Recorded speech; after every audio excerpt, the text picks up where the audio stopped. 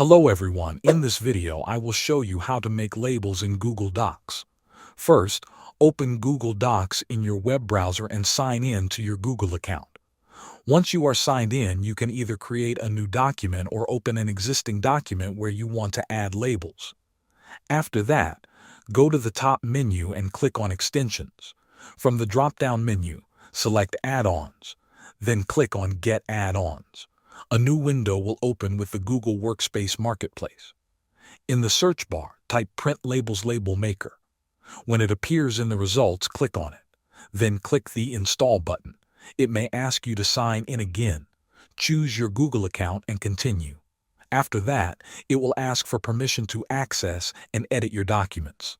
Review the permissions and click Allow to continue. Once you do that, the add-on will be installed.